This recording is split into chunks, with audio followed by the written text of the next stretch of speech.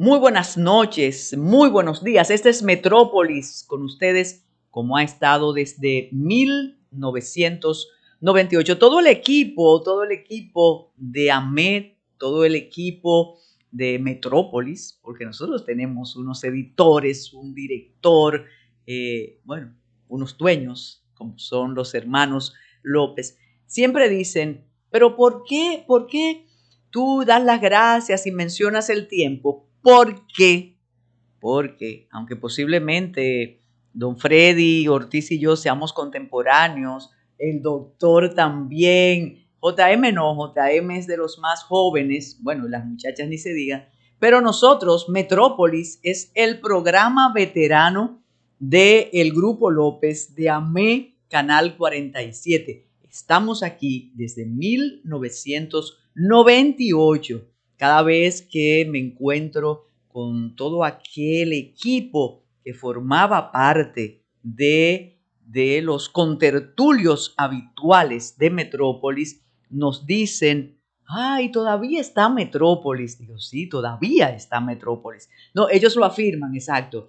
Claro, ustedes recuerden que Metrópolis se hacía todos los días, cuando estaba don Pedro Ramón López, cuando estaba doña Violeta Yanguela y cuando estaba ese equipo estupendo de muchachos que hoy son algunos funcionarios, otros son exfuncionarios, otros se fueron ya para el lugar de donde no se regresa, pero se queda siempre en la memoria.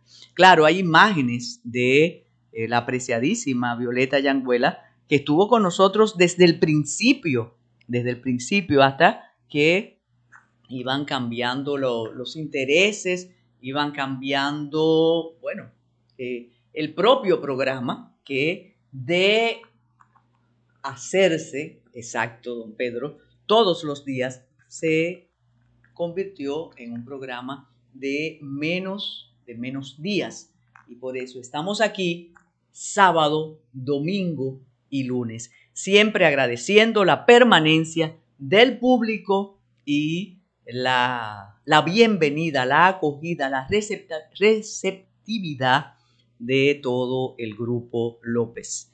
Un abrazo para don Freddy Ortiz, como hacemos cada semana, JM, que JM también, Carlitos, debemos hacer en alguna ocasión un recuento de todo lo que ha hecho AME durante tanto tiempo, porque JM Hidalgo estuvo aquí cuando AME era casi en su 90%, en un 90%, un canal deportivo, y él transmitía además las carreras. Ustedes saben que don Juan y su familia es una familia muy ligada al automovilismo.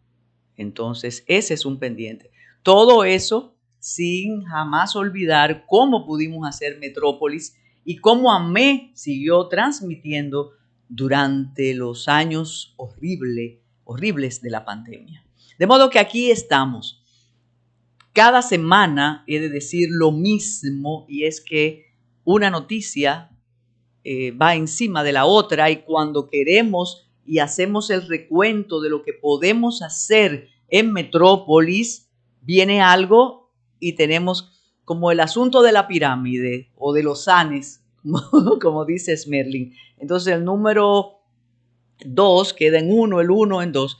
Tayana Mora Ramis y su Ready para exportar tiene más permanencia por el asunto de que los temas son más allá del día a día. Hay más análisis de lo macro, aunque tiene muy buenas noticias. La semana pasada teníamos eso analizó Tayana Mora Ramis, que por primera vez tenemos un embajador en Barbados y todo lo que eso significa para la República Dominicana, para los negocios y naturalmente también para la relación entre Barbados y nosotros. Pero la semana pasada le decía a Smerling Rosario que teníamos que tener imágenes de la primera audiencia para valorar las pruebas en el caso que tiene como principal imputado al ex procurador general de la República, Jean Alain Rodríguez Sánchez. Esa audiencia fue el viernes pasado y como queríamos saber cómo culminaba, teníamos todo preparado para hoy, mañana y el lunes analizar esta primera vista. Pero se quedó ahí, pospusieron debido a todas las solicitudes que hicieron tantos y tantos representantes de los imputados y del Ministerio Público, pero es que ahora ya eso no es tema.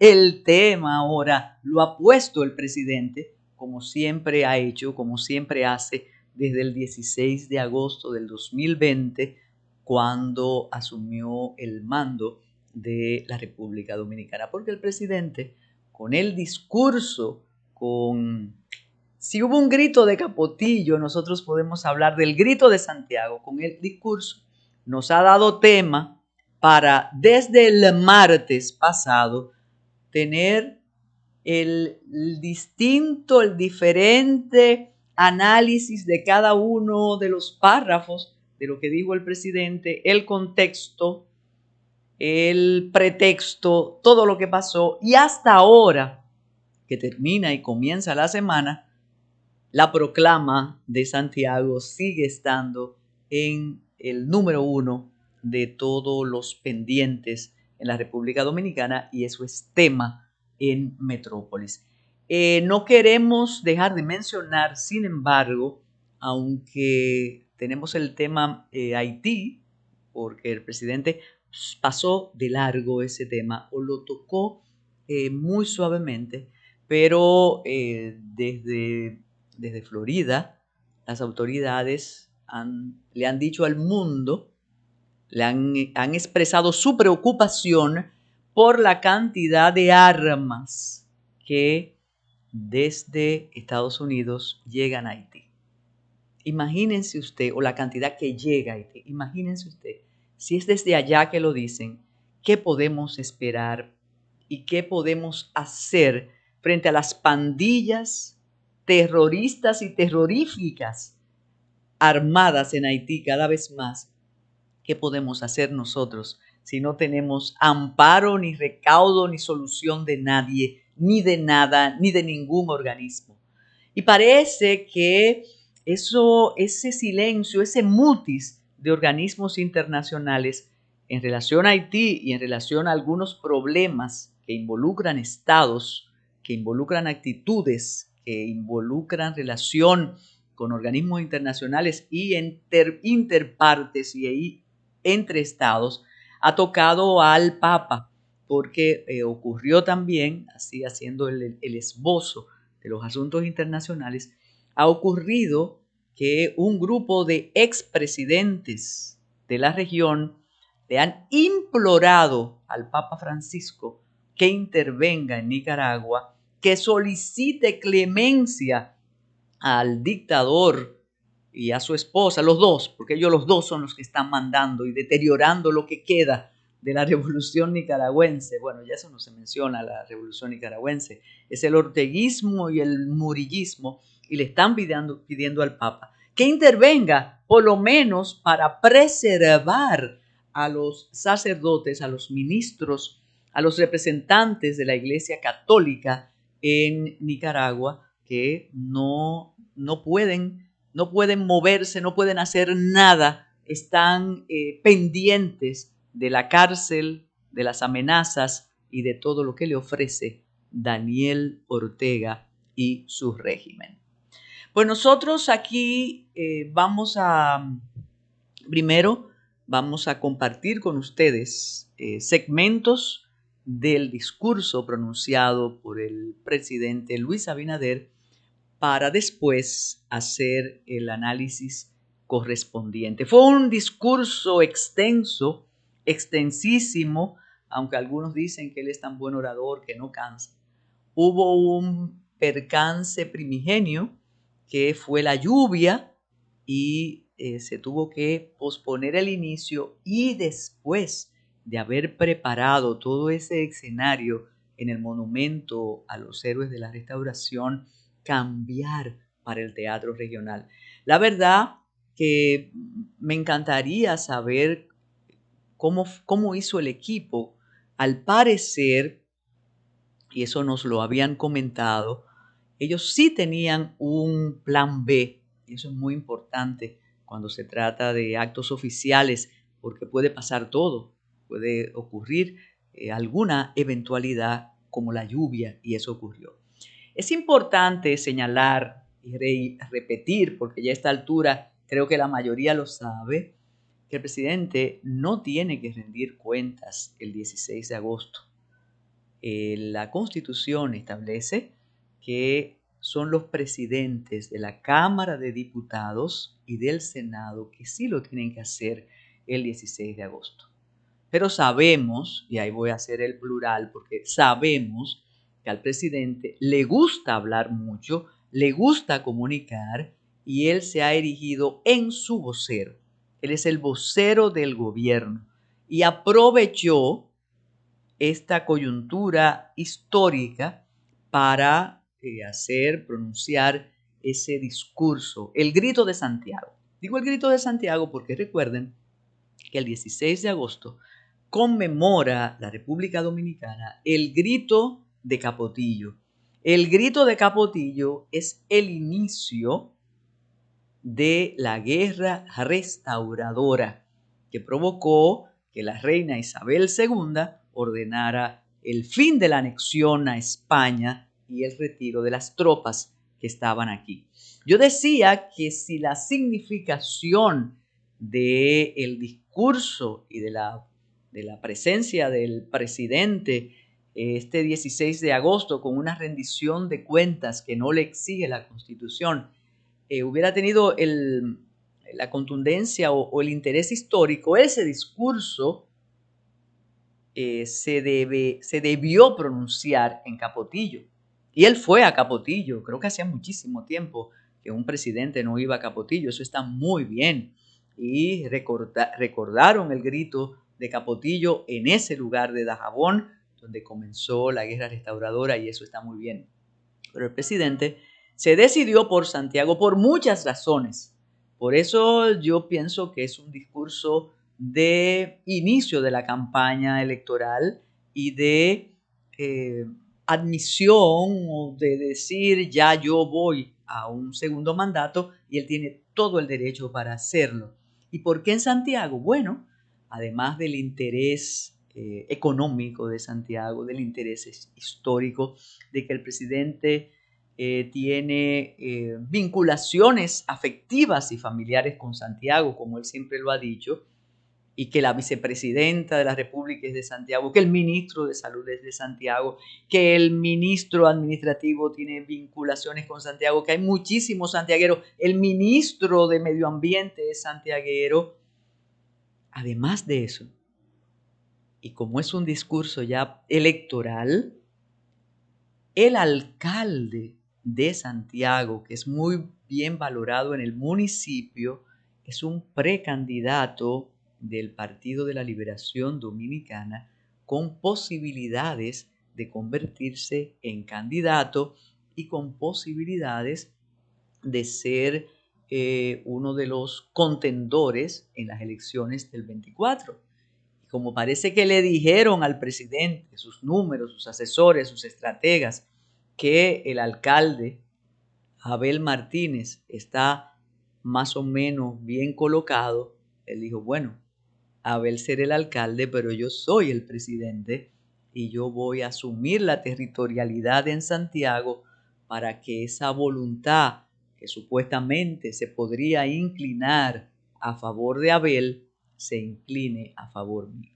Y después de escucharlo, evidentemente que el interés es político, porque como ustedes lo escucharon y lo van a volver a escuchar ahora y lo vamos a analizar, el presidente se refirió a la oposición como nunca lo había hecho, como si fuera un discurso de campaña, y además mencionó a alguien o mencionó un hecho de alguien que él lo había tratado con guantes de seda hasta el 16 de agosto. ¿Saben quién es ese alguien? Don Leonel Fernández Reina. Vamos a hacer una pausa para seguir analizando esta parte del Grito de Santiago.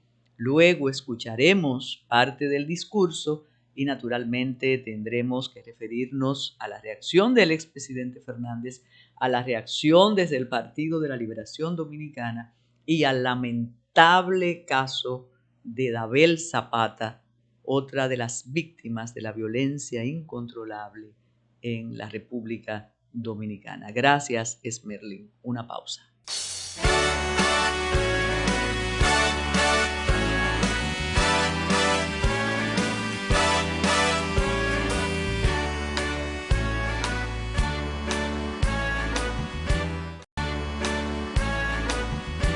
Como decíamos en el segmento anterior, trasladarse a Santiago. Todo el acto iba a ser en la explanada de frente a los héroes de la restauración, donde culmina la restauración ya. Comenzó con el grito de Capotillo, exacto. Todo estaba muy bien, pero las lluvias dañaron la posibilidad de que fuera ahí y se acudió posiblemente al plan B. No tenemos esa certeza de que el plan B era ese, pero la verdad que se montó aquello y el escenario estaba perfecto.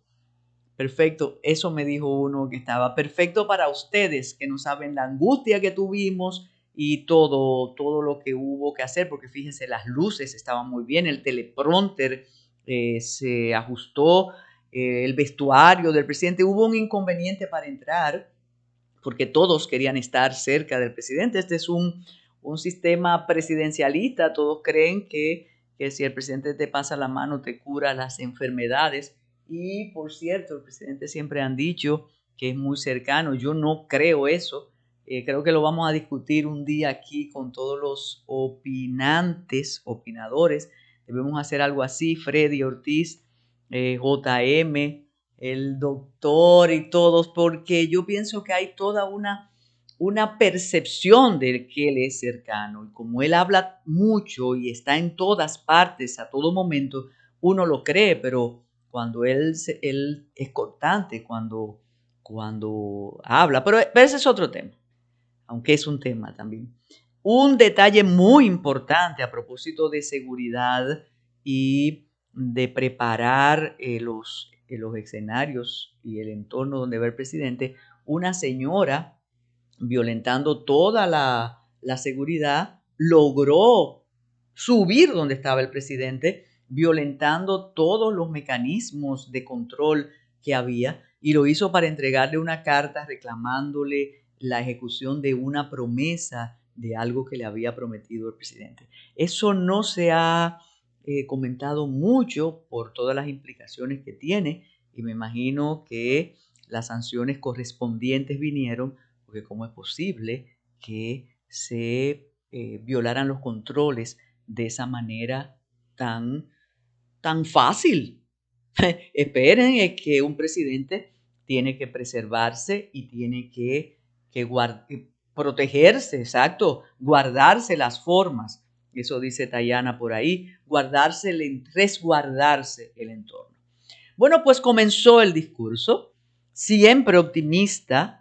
Yo digo que qué va a pasar cuando el presidente nos pida sangre, sudor y lágrimas, porque él ha dicho que estamos todos bien. Cuando decimos que estamos en el paraíso, es que él lo dice. Él dice que vivimos en un oasis, que esto es un oasis. Entonces, cuando uno escucha esas expresiones, entonces uno dice, pero ¿y por qué? ¿Por qué dicen que los precios suben debido a la guerra? ¿Por qué los subsidios son tantos? Pero él es absolutamente optimista con las cifras, con los logros que sin lugar a dudas no se le pueden regatear a él. Y fíjate que mencionamos a él, porque él es la cara, él es que hace todo. Entonces, a él, a su ministro de Turismo, entonces él habló de, tenemos unos récords en el mundo de haber vencido o enfrentado la pandemia como nadie, del turismo, de la recuperación. Todo eso está perfecto. Las cifras fueron cuestionadas casi de inmediato por economistas ligados al Partido de la Liberación Dominicana, por economistas y expertos en asuntos de presupuesto y de Contraloría, ligados también al presidente Fernández y a antiguas administraciones. El tema que yo quiero tratar es el tema político, lo que significa el discurso en términos políticos electorales. Yo creo que no hay que ser muy perspicaz para darse cuenta que el presidente va por un segundo periodo, y algo que no sé si ha sido debido a la asesoría estupenda que ha tenido siempre de sus estrategas, pero él tiene dos frentes abiertos a partir del 16 de agosto. Él escogió al Partido de la Liberación Dominicana con todo, y a pesar de todo el estremecimiento que tiene ese partido debido a las acciones del Ministerio Público Independiente, y con todos los sometimientos, la cercanía familiar del presidente de la República está comprometida con todas esas acusaciones. Hay menos funcionarios que familiares del presidente Danilo Medina, hoy presidente del Partido de la Liberación Dominicana. Entonces, ese estaba escogido desde el principio. O sea, la plaza funcionó y el PRM gana, entre otras cosas, y el hartazgo de los 16 años, por todo el discurso de la reivindicación ética que se dispuso a hacer el presidente Abinader por el desastre, entre comillas, de la administración anterior en lo atinente a la prevaricación, a la corrupción, etc. O sea, adversario del PLD, eso estaba más que claro. Pero hay otro frente escogido por el presidente en el grito del 16 de agosto, y es la fuerza del pueblo. Leonel Fernández Reina, el ex presidente de la República, durante 3 periodos, en 3 ocasiones, y el presidente Luis Abinader mencionó un episodio de la gestión del presidente Fernández que fue muy criticado, manejado. No le fue bien en la judicialización. Eso, bueno, esa es otra historia, porque tendríamos que mencionar a autoridades actuantes ahora que actuaron entonces. Pero no me desvíes. Entonces, el presidente menciona el caso de los parqueos de la UAS, que involucran nada más y nada menos que a Félix Bautista, el senador, y una especie de persona tan cercana al presidente Fernández como pudo serlo Roberto Fulcar, o como pudo serlo Lisandro Macarrulla del presidente. La prueba es que hasta ahora el presidente Fernández sigue al lado de Félix Bautista y Félix Bautista del presidente, y nunca hubo una condena en contra de Félix Bautista. Incluso hubo un voto disidente de la actual Procuradora General de la República en relación a uno de los casos de Félix Bautista. Entonces, ¿qué es lo importante de esta escogencia que hace el presidente Luis Abinader? Bueno, es que Leonel Fernández fue su aliado en las elecciones pasadas. Su aliado, y que le fue muy bien con esa alianza, porque antes de los 2 meses ya había logrado que le reconocieran una mayoría en el Senado, y hoy por hoy, y gracias a la intervención del presidente de la República y de todas las fuerzas éticas del país que colaboran y colaboraron con el presidente Abinader, digo ética para algo figurado, porque eso ya sabemos que son tan políticas y tan involucradas en estos asuntos como los que son partidistas, pero ellos se cubren con el apartidarismo y les va muy bien, porque pueden cruzar varios ríos siempre, esos, sí. Entonces, óigame, el presidente Fernández tiene más senadores que el PLD, pero algo más, con aquella narrativa de la independencia y de que esto ha sido único y lo siguen repitiendo, Participación Ciudadana, Finjus, todos mediáticos cercanos al abinaderismo lo siguen repitiendo, pero el presidente Fernández estuvo muy pendiente y fue muy complacido con las designaciones en la Junta Central Electoral, en el Tribunal Superior Electoral, los cambios que se hicieron en el Constitucional, en la Suprema, de modo que esa era una situación, una avenencia y una convivencia y connivencia que se pensaba inexpugnable. Pero ahora, como el presidente Fernández y la fuerza del pueblo, sobre todo el presidente Fernández, se han ido colocando en la alfombra electoral y de posibilidades, el presidente hace así y escoge a las dos fuerzas. Consecuencias, dos contundentes. O que las dos fuerzas logren limar las diferencias, las asperezas, como ocurre siempre en política. No importa, nada más hay que ver cómo están Montescos y Capuletos unidos ahora al proyecto Abinader. Ahí están personas que fueron difamadas, perseguidas, con sus perseguidores, pero bueno, y los mismos PRDistas. No vamos a gritar y a meternos en pleitos ajenos, pero ahí están juntitos los que acusaban al presidente Salvador Jorge Blanco, los que sufrieron aquello, todos juntos, los que acusaban a aquel sempiterno secretario del PRD, todos están juntos. Entonces, ¿qué puede provocar el presidente Abinader ahora? Que se unan o que ante el ataque frontal de a uno, otro se le acerque para evitar que se vuelva a ganar. ¿Entendieron?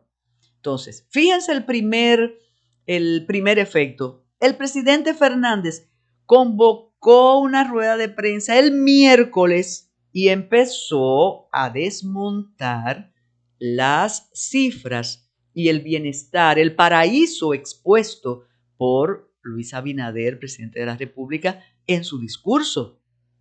No lo había visto Luis Abinader así a Fernández, a rebatirle punto por punto, con contundencia y, si usted quiere, con indignación, como diciendo, ajá, vamos a ver algunos de los cortos. Del mismo modo, desde el PLD comenzaron a rebatirle y a contestarle las afirmaciones que él dio como buenas y válidas en su discurso. De modo que la suerte está echada. Ahora el presidente tiene esos dos frentes. Quizás trate de seducir a uno de esos frentes, pero ya no es igual después del 16 de agosto el asunto.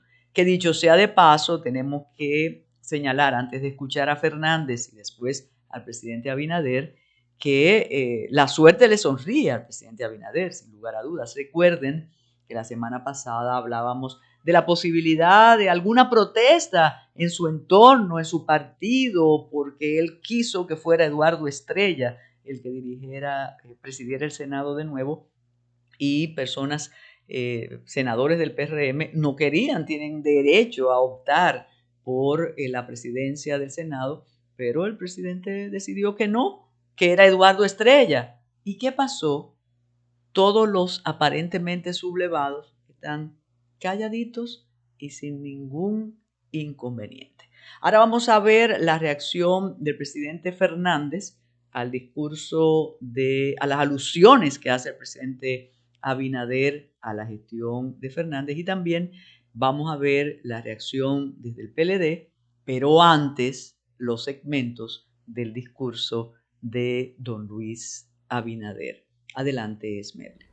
Que la oposición no crea que estamos construyendo 3 extensiones de la UAS con el mismo presupuesto a precios actuales que lo que ellos gastaron solo en la construcción del parqueo de la UAS en Santo Domingo del 2011.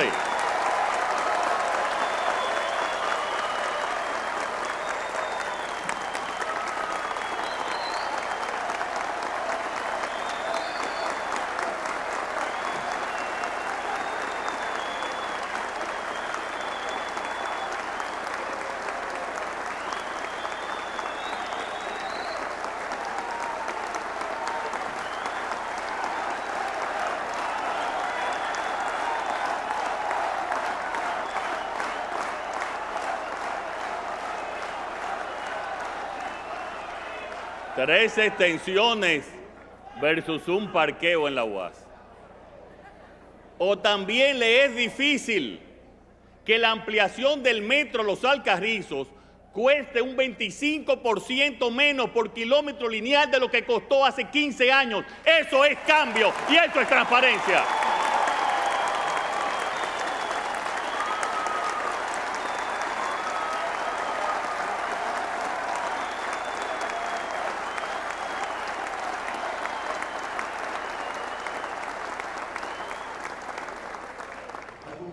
El segundo año de su gestión administrativa, el gobierno del PRM se ha caracterizado por hacer anuncios grandilocuentes, exagerar sus pocas realizaciones, presentándolas como referentes mundiales, organizar escenarios mediáticos para dar picazos de proyectos que luego no se ejecutan, así como reiterar promesas que quedan en el olvido.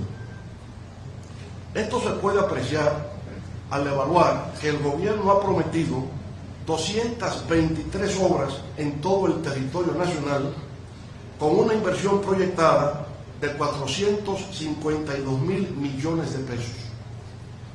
Al 5 de agosto de este año, los gastos solamente en las llamadas construcciones en proceso ascienden a 13.468 millones de pesos, es decir, menos de un 3% del total de las obras prometidas.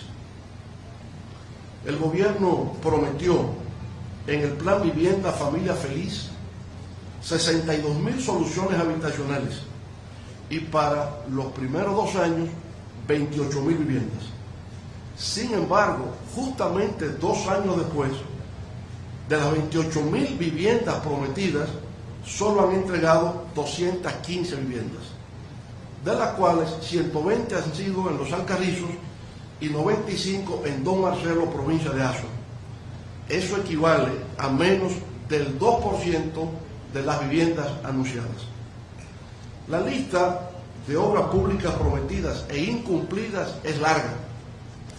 Algunos de los ejemplos más destacados son el caso de la autopista del Ámbar, Santiago-Puerto Plata, cuya construcción fue ofrecida desde el primer día del gobierno y luego de reiteradas promesas, el gobierno nos deja en el desconcierto y la perplejidad al anunciar que esta obra no resulta factible.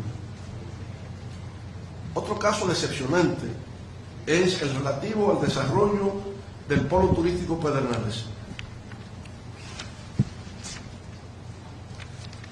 Se prometieron 3.000 habitaciones con 6 nuevos hoteles, infraestructura de aeropuertos, puertos de cruceros, carreteras y otros servicios. 2 años después, sin embargo, en Pedernales solo ha habido picazos y anuncios. Se han ofrecido 10 obras relacionadas a la ampliación de recintos y nuevas extensiones de la Universidad Autónoma de Santo Domingo UAS. En Elías Piña, Bauruco, Santiago Rodríguez, Sánchez Ramírez, La Vega, Santo Domingo Este, Atomayor, Azua, Peravia y San Cristóbal. 2 años después, en algunas de esas obras solamente se ha dado un picazo, en otras ni siquiera eso.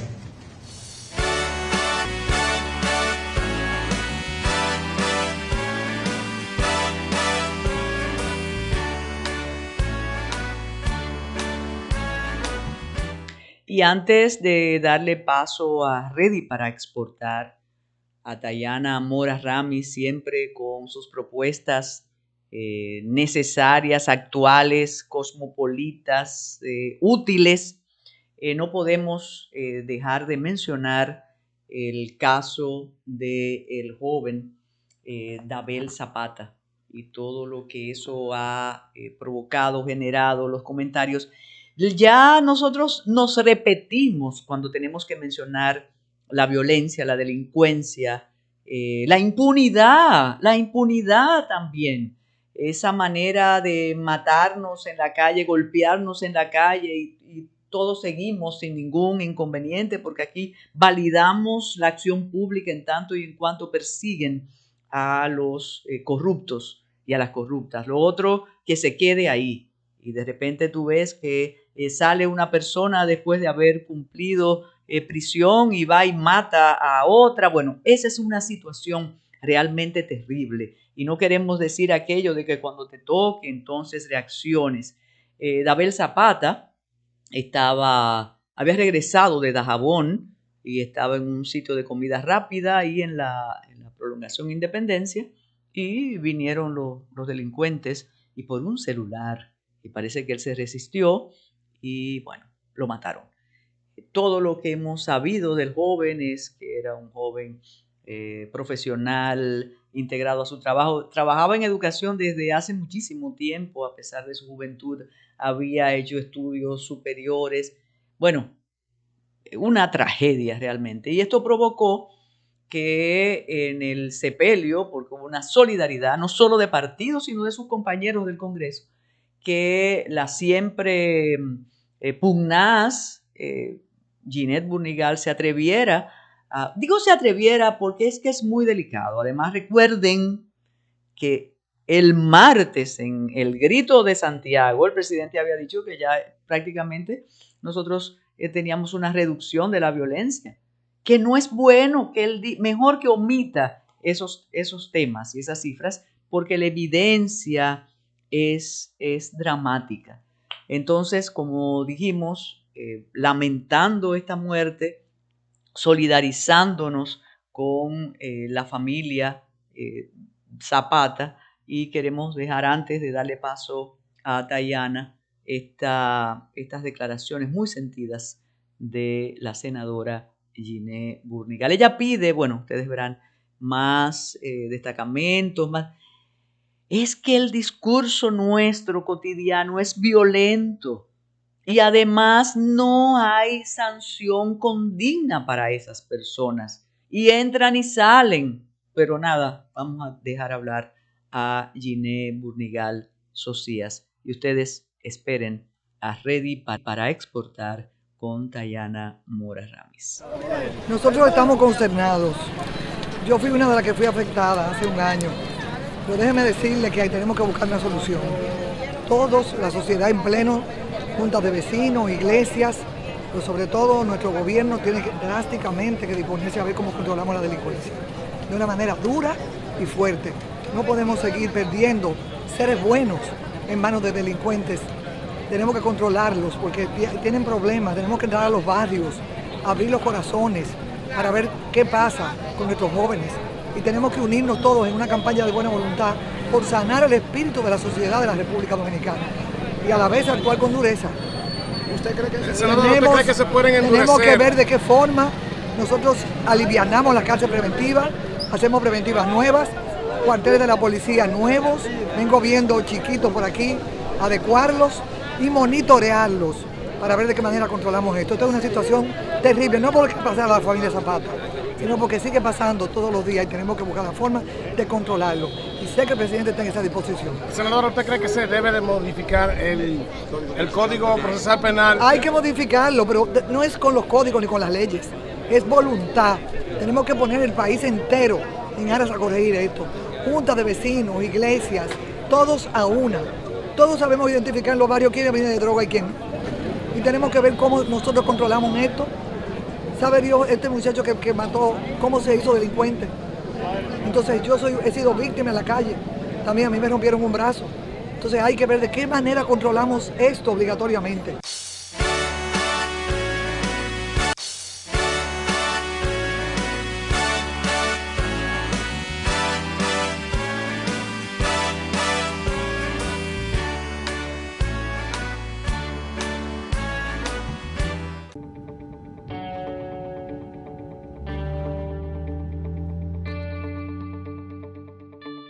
Muy buenas amigos de Ready para Exportar.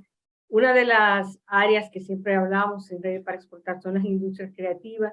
Una de las áreas que no hablamos tanto es la parte que tiene que ver con la literatura, el mundo de los libros, que a veces pensamos que están cayendo en desuso porque toda la gente está consumida por la imagen, por los streamings, pero la verdad es que no es así.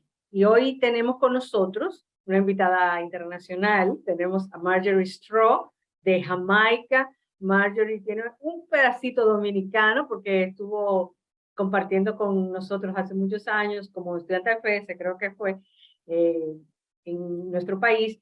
Y queremos invitarla porque dentro de las muchas facetas que tiene Marjorie está el de escritora, y acaba de lanzar un libro que se lanzó en inglés en Amazon y que ahora también está disponible en español. Marjorie, cuéntanos un poco qué te motivó a escribir este libro, qué te inspiró, por qué escribir para niños. Gracias, Taina, por tenerme en ese programa. Viví en San Francisco de Macorís, así es siempre, un placer para compartir de nuevo, porque, la República Dominicana es mi otro país, a decirlo así. Pero fue una expresión creativa. No es como tenía en mi plan escribir un libro, no tengo como meta ser autor. Es que tenía que captar mis experiencias, las que he tenido con mi madre, con mi comunidad, siempre han sido muy positivas. Y un día, fue un domingo, no se importa, pero eso se pasó y escribí el libro. Pero al escribirlo, y al recibir los comentarios, toda la gente me preguntaba si iba a escribir o si iba a publicar el libro. Y así entró la idea. No lo había pensado antes. Entonces sí, y ha sido una buena experiencia hasta ahora, sí. ¿Y cómo fue ese proceso? Porque mucha gente o ha escrito libros, por lo menos aquí, no sé cómo es en Jamaica, pero aquí en la República Dominicana hay muy pocas editoras. Por lo tanto, la mayoría de los autores autopublican sus libros y también son los encargados de promoverlo. Y ahí es donde yo creo que también hay una novedad de tu libro, porque muchas personas, los autores se quedan en la parte de, bueno, escribí el libro, a veces solamente lo publican, está físico, pero luego, pues a veces se quedan guardados en las casas, se distribuyen poco. ¿Cómo fue ese proceso para ti cuando, bueno, supiste que tenías algo que valía la pena, con el que te identificaba y que tenía calidad y que a la gente le gustaba? Luego, ¿cómo fue el proceso de la publicación, de la ilustración, que es bellísima? Sí. Primeramente, es que darse cuenta de cuándo se necesita ayuda. Yo no sabía nada, Taina, de este proceso. Gracias a Dios, mi hermana publica libros y yo autopubliqué, pero con su ayuda.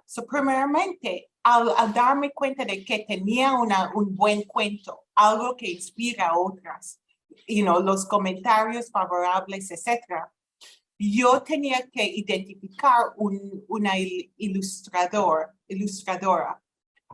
Yo hablé con mis colegas a Jampro, en el departamento creativo, a recomendar, personas en esta profesión. Y yo tenía que tener entrevistas con ellas, a ver sus portfolios, a ver si lo que han dibujado, si que resuena conmigo. Después de seleccionar la ilustradora, yo entré en un contrato work for hire, Taina, como se lo dice, work for hire, y es muy importante porque así uno se mantiene los derechos a sus obras. Sí, hay que tener mucho cuidado con los contratos, porque si no, se puede tener, o se puede estar como expuesta con respeto a intellectual property rights, derechos intelectuales. Y entonces el contrato de work for hire es uno de los mejores métodos de tener o buscar trabajo de estas profesiones. Después, yo tenía que ver entonces cada dibujo. Me preguntaba, ¿es este dibujo captando bien la personalidad, en este caso de mi caracol, Susie? Y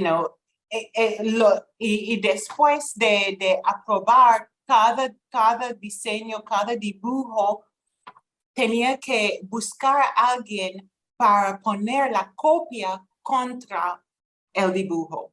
Eso es mucho trabajo, no voy a negarlo, pero como fue una obra de pasión, de mi expresión creativa, yo lo pongo como un desafío mío a entender el proceso. También yo creo que es importante entender que al terminar, todo este trabajo y al publicar en Amazon, eso no va a resultar en ventas automáticamente. Eso es muy importante. Claro. En el caso de mi libro, yo autopubliqué en 2021 y no hice nada. Hasta ahora, cuando yo descubrí una agente de mercadeo quien podía aconsejarme cómo voy a aumentar la visibilidad del libro. Y sí, dígame. Sí, precisamente esa es una de las partes que más me ha gustado, aparte de disfrutar mucho leer la versión en inglés, pero ya está en español, de Susie, la Caracol Curiosa, de cuáles son esos elementos que creo que para muchos de los autores que nos estén viendo esa experiencia, precisamente piensan que una vez lo pones en Amazon, igual tengo a mi papá que es autor, que piensa que ponerlo en Amazon y ya va a ser, ya con eso se va a vender automáticamente. ¿Cuáles son esos elementos que has hecho que ha permitido que esté entre los primeros lugares de su categoría? Primeramente, yo creo que cada persona tiene que confrontar o ser honesta con sí misma. ¿Cuál es la meta por escribir el libro?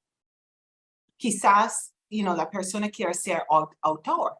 Y entonces eso viene con recursos para, aumentar ventas, quizás tener un plan, es una profesión, eso va a tomar la mayoría del tiempo de la persona. En el caso mío, no, eso no es mi profesión, como tú sabes. Y entonces ni tenía recursos para promover el libro, porque lo escribía y ya lo dejé.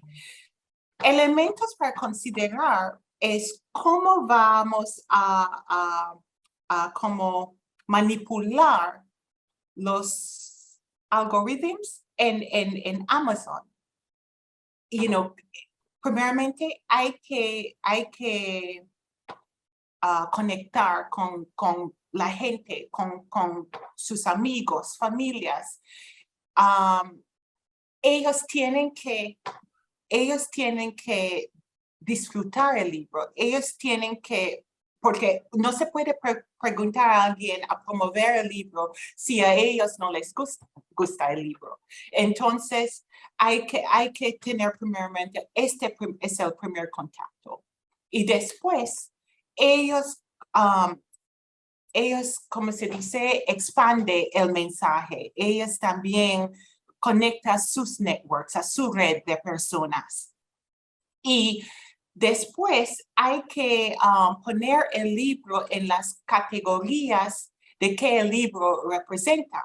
En el caso mío, lo que sea que hacer con el jardín, con la comunidad, con niños, todas estas categorías mi agente puso también o seleccionó, también con respecto al ambiente, y la curiosidad de niños.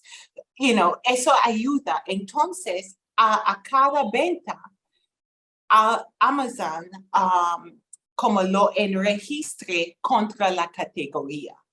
Y lo que también ayuda es las revistas. Entonces, cuando yo estaba pidiendo a gente ayudar, apoyar, yo pedí también que dejen un mensaje favorable, algo, sobre el libro, y también esto ayuda con las posiciones del libro, si se puede decirlo así. ¿Y tú has tenido contacto con entidades que tienen que ver con niños o con libros para niños? ¿También? Bueno, eso es la segunda etapa para mí. Tengo que contactar bibliotecas. Suerte para mí fue unas personas quien compraron el libro, fueron profesoras, educadores y también entonces están muy contentas con el libro y están promoviendo el libro voluntariamente.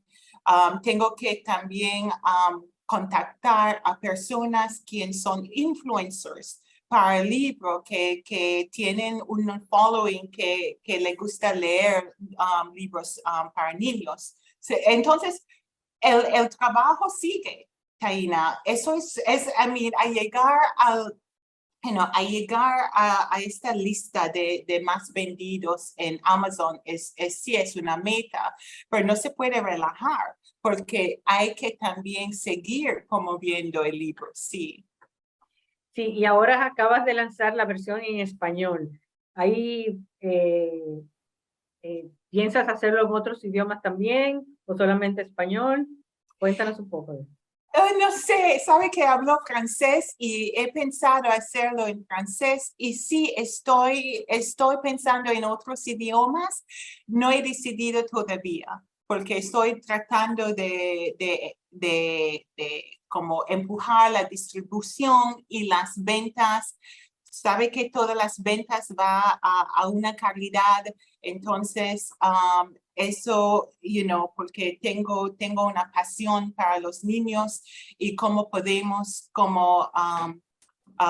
fomentar su presencia, especialmente con respecto a tener, no tener limitaciones y crecer en comunidades donde se sientan seguras, Sí. Ok, pues excelente. Lamentablemente, Marjorie, se nos acaba el tiempo, pero vamos a decirles a todos que pueden encontrar este libro, Susi, la caracol curiosa, explora el jardín, en español o en inglés, como ustedes quieran, porque también nosotros tenemos muchas escuelas bilingües en la República Dominicana, así que la pueden comprar en inglés o en español, como ustedes quieran, físico o en Kindle, en formato Kindle, para leer con sus niños.